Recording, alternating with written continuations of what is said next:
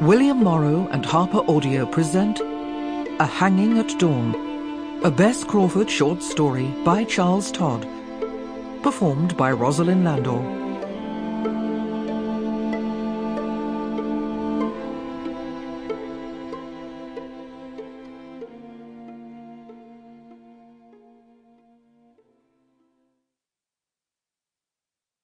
Prologue. England. The turn of the century. Who is this man, Simon Brandon, and why has his past been a blank to those who think they know him best?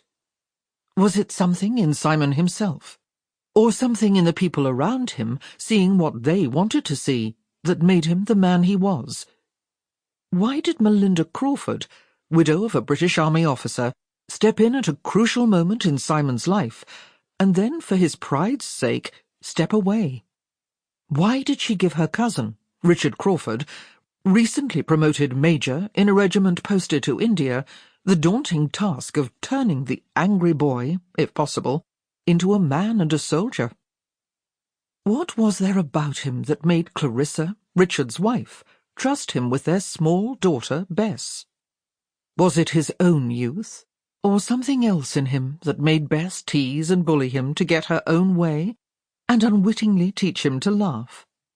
What was there about him that made a handful of people stand by him until the end, when he was in dire straits and facing death?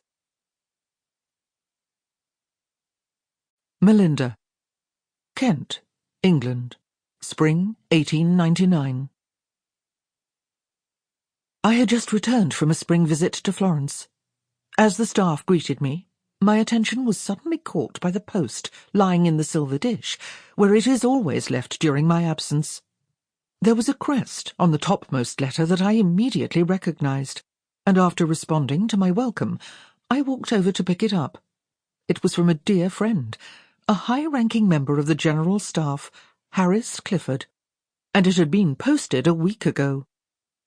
Curious, I picked it up and opened it at once, drawing out the single sheet inside. And it was a very good thing I did, because Harris had written to inform me that he would be arriving, great heavens, today at 2 o'clock. I glanced up at the tall case clock face. That was 10 minutes from now. There was no time for a bath, no time even to bring in the rest of my trunks. I had hardly taken off my hat, brushed the travel wrinkles out of my skirts, before a pair of horses came trotting up my drive.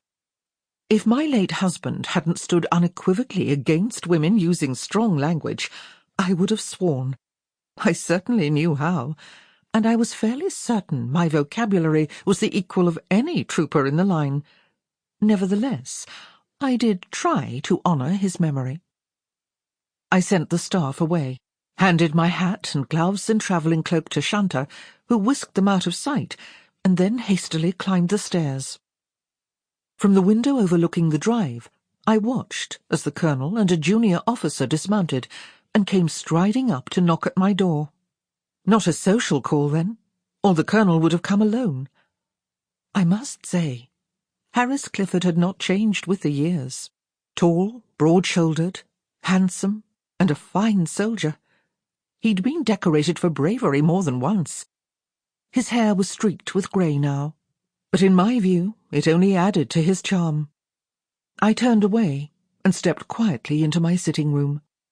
Shanta came upstairs, knocked lightly at my door, and announced my visitors. "They are in the parlour, 2 very handsome officers. Why did you not come home sooner? Look at you. Let me straighten your skirts." She has been with me for more years than I cared to count, and she still addresses me as if I am 10. It won't do any good. I shall just have to make the best of it.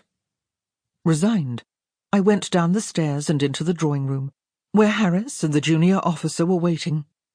"My dear," he said, coming forward to take my hands and kiss me on both cheeks, "it's wonderful to see you. You're looking well, as always." I smiled up at him. "And I see that the army still agrees with you." He grimaced. "Occasionally." Keeping one of my hands in his, he turned. Sample complete. Ready to continue?